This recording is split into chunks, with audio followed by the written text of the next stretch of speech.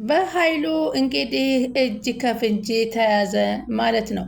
ውጤቱን እንዲቀይር ዶክተሩን ቢያስገድዶት እንግዲህ ዶክተሩ ደግሞ ኧረ እባክህን አልችልም እያለ ቢለውም ገንዘቡን ሲለዋወጡ ዳግምና ብሌን ሆነው መናፈሻ ላይ እየተዝናኑ ስለነበር በቅርብ ርቀት ይመለከቷቸዋል። በዚህን ጊዜ እንደ ይሄ ዶክተር እኮ ትላንትና ናሙና የወሰደው ነው በማለት ትልና ለሰላም ትደውላለች። ሰላም ምን ሆነች ነው? ምን ተፈጠረ ስትል ይኸውልሽ ሰላም እኔ አንድ የምነግርሽ ነገር አለኝ አዳምጪኝ፣ ተጠንቀቂ ትላታለች። ምንድን ነው ብሌንዬ ምን ተፈጠረ ስትል ትጠይቃታለች። ከዛም እሷ ይኸውልሽ ዶክተሩ ውጤቱን ይዞ እየመጣ ነበረ። በኃይሉ ግን በእኛ ቤት በስተጀርባ ባለው መናፈሻ ጠብቆ እያስገደደው ነው፣ ብር እየሰጠው ነው። እሱ ግን ያለ ውድ በግዱ ነው የሚያስገድደው። ዶክተሩ ግን ታማኝ እንጂ ገንዘብ የሚፈልግ አይደለም ስትል ምን የምርሽን ነው ብሌን የምትይኝ እውነተኛ እርግጠኛ ነሽ በማለት ትላታለች። ብሌንም አዎ ትዬ እኔ ባለፈው ለቃል ናሙና ሊወስድ ሲል እኮ ዶክተሩን እኮ በትክክል አይቼዋለሁ። እሱ ነው በትክክል እሱ ነው። ምን እያልሽ ነው? እኔውልሽ እኔና ዳግም እዛ መናፈሻው ጋር ነበርን። እናም በኃይሉና እሱ እዛ አየናቸው። እንዴ ምንድን ነው የተፈጠረው ብዬ ትኩረቴን ወደሱ ሳበኝና ጠጋ አልኩኝ። ከዛም በቅርብ ርቀት እያዳመጥኩት ነበር። በኃይሉ እያለ አምጣ እሱን ይሄን ያክል ገንዘብ እሰጥሃለሁ፣ ውጤቱን ለእኔ ስጠኝ፣ ወይንም ውጤቱን ቀይረህ ሌላ ውጤት ስጣት፣ በትክክል እንዲሰራ አልፈልግም አለችው። በእርግጥ ዶክተሩ ታማኝ ነው፣ ይሄን ማድረግ አልችልም። እኔ ይህንን ብሸጥልህ ገንዘብ ሂሌና የመሸጥ ግን አልችልም። እኔ ቃል የገባሁበትን አደራ የመወጣት እፈልጋለሁ እያለ ሲነግረው ሰላምን እንደዚህ አይነት ነገር እንዲሰጣት አይገባም። ሰላም ደግሞ በጣም እኔን ታቀኛለች፣ ጠንቅቃ ታቀኛለች፣ ታማኝ እንደሆንኩ ታቀኛለች። በእሷም ፊት ቢሆን ታማኝነቴን ማጣት አልፈልግም ይላታል። ምን ያህል በስራዬ ታማኝ እንደሆነ ሰላም እንደሆነች እኮ ታውቃለች ይለዋል። አቶ በኃይሉ ደግሞ ኧረ እባክህ ሌላ ነገር መፍጠር አለብህ እንጂ በትክክልማ ይህንን ውጤት ለሰላም መስጠት የለብህም። ይህንን ለሰላም ልስጣት አለው። አይሆንም፣ ይህንን ውጤት በፍጹም መስጠት አትችልም። ይህንን ብር ልትቀበለህ ግዴታ ይሆንብሃል ይለዋል። እኔ ውጤቱ በጣም አስፈላጊ ነው፣ ከእህቴ ጋርም ልጣላ አልፈልግም፣ ህይወቴንም ይቀይርልኛል ሲለው ወይዘሮ ሰላም በዚህ አላባከነችምና ጊዜ አላባከነችምና ቶሎ ፖሊሶች ጋር ደውላ ከፖሊሶች ጋር ሆና እዛ መናፈሻ ቦታ ላይ ትሄዳለች። ብሌንና ዳግምም እዛ ቁጭ ብለው እየተመለከቱ ነበር። ዳግም ብሌንን ጠየቃት። ብሌን ምንድን ነው ነገሩ? አንቺ ዶክተሩ የት ታውቂዋለሽ? ምን ተፈጥሮ ነው? ይኸውልህ ዳግም አሁን ሁሉም ነገር እውነቱ የሚወጣበት ጊዜ እየደረሰ ይመስለኛል አለችው። የምን እውነታ ነው የምትይው ብሌን ይላል ዳግም ቃልዬ እኮ የሰላም ልጅ ነኝ ብላ እንዳልሆነች ሰላም እናቷ እንዳልሆነች እውነቱ እንዲታወቅ ተብሎ ዶክተር ለምርመራ እቤት አምጥተው ነበር። አንተ ግን አልነበርክም አለችው። የምርሽን ነው የምትይው? ሲጀምር እኮ ቃል የሰላም ልጅ አይደለችም አለ ዳግም። ይህንን አምናበት ነው እንደ ዲኤንኤ ድረስ የሄደችው ሰላም። ይህንን ብታደርግ ትክክል ናት። እስከ መቼ ልጄ ናት ብላ ትኖራለች? አይ ብሌን እንዴት ትክክል አትሆን ትሆናለች? እንዴት ታውቂያለሽ? በደንብ አውቃለሁ ዳግም። ምን ብሌን እና ቃልዬ የሰላም ልጅ እንዳልሆነች አንቺ እርግጠኛ ነች? ታውቂያለሽ? አዎ ዳግም አውቃለሁ፣ ግን እኔ ከምናገር የራሷ ውጤቱን አስመርምራ ብትደርስበት ይሻላል ብዬ ነው። ምክንያቱም ከዚህ በፊት እኔ የጻፍኩትን ደብዳቤ በትክክል አንብበው ውሸታም ተብዬ እነ በኃይሉ እኔን ከማገት ደረጃ አድርሰውኛል። ግን እውነታው አሁን በራሷ ጊዜ ግን ተጉዛ እንድታውቀው ፈልጋለሁ አለችው። አየህ አለችው፣ በኃይሉ የማይሄድበት መንገድ የለውም። አሁን ይህን ነገር ያደረገው እንግዲህ አሁንም በውሸቱ ለመቀጠል ነው። ወይኔ ብሌን በጣም ያሳዝናል አለች። በኃይሉ ግን ምን አይነት ሰው ነው አለ። በተለይ ለዚች ለአንድ እህቱ እንደዚህ እንዴት እንዲያደርጋታል? እኔ ምልሽ ብሌን ቆይ ሰላም መጥፎ ሴት ናት እንዲህን ያክል አላት። እኔም ከገባው ጀምሮ እንደ ሰላም ጥሩ ሰው አይቻላቅም። እኔ እኮ እንደ እናቴ ነው የምታየኝ። እኔም ሆዴ ይንቀጠቀጣል እሷን ሳይ። ይኸው እኔም ከእሷ ቤት ከተከራየው ስንት ዓመቴ። በጣም ጥሩ ሰው ናት፣ መልካም ሰው ናት። እንደ ማንኛውም አከራይ አትጨቃጨቀኝ። ውሃ ቀጠነ፣ ውሃ ጨምር፣ መብራት ጨምር አትል፣ አታስቸግር። በጣም እንደ ልጇም ነው ደግሞ የምታይ። ሳጠፋ እንኳ ለምንድን ነው አንተ እንደዚህ የምታደርገው ብላ ነው የምትመልሰኝ አላት። ማንም እንኳ ሰው ቢመጣ ለሰዎች እሷ ክፋት የላትም፣ መጥፎ የመናገር እንትንም የላትም። ለእውነት ነው። እውነቱን ነገር እንነጋገር ከተባለ እንደሱ አይነት ሴት በዚህ ዓለም ላይ የለም ብዬ መሰክርላታለሁ አለች ብሌን።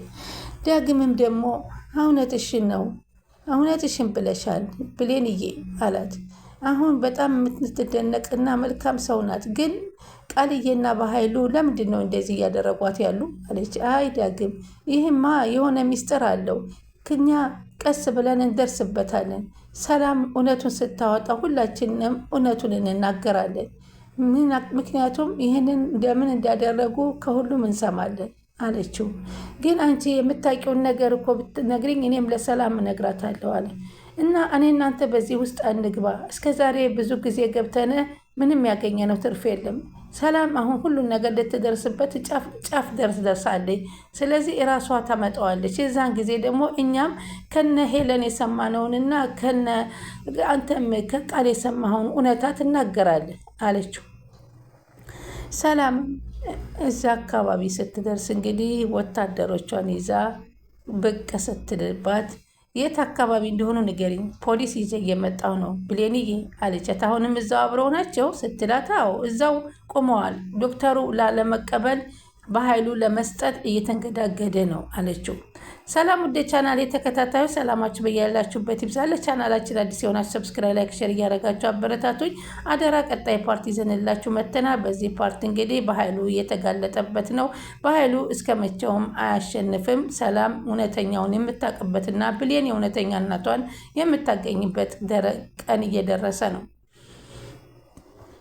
አሁን እየተከራከሩ እንደሆኑና አንድ ላይ እንደሆኑ ሰላም ስትል በይ እናንተም ከዛ ቦታ እንዳትርቁ። በኃይሉ ግን ዶክተሩን እያስገደደ እየሞከረ ነው። ዶክተሩ ግን በፈለግከውን ነገር አድርግኝ እንጂ እኔ ህሌናዬን በገንዘብ አልሸጥም እያለው ነው። እኔ ታማኝ አገልጋይ ነኝ ለስራዬ እያለው ነው። በላቤ ሰርቼ እንጂ አጭበርብሬ የምወስደውን ገንዘብ አልፈልግም።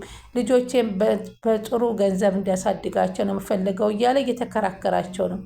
ሰላም መለስ አደረገችና አውቃለሁ ብሌን ዶክተሩ ታማኝ እንደሆነ አውቃለሁ። መጀመሪያም እኮ ከእኔ ዶክተር ልውሰድሽ ሲለኝ በኃይሉ ተጠራጥሬያለሁ አለች። እኔ እኮ ይሄ ዶክተር ሁልጊዜ ደንበኛዬ ነው፣ ለስራው ታታሪ የሆነ ለሀቅ የቆመ ነው። በፍጹም ራሱን አሳልፎ እንደማይሰጥ አውቃለሁኝ አለች። ችግር የለውም ብሌን አለች። እኔ ፖሊስ ይዤ እየመጣሁ ስለሆነ እዛው አካባቢ ብቻ ኩናችሁ ተከታተሉልኝ አለቻት። እሺ በትክክል ብለሻል።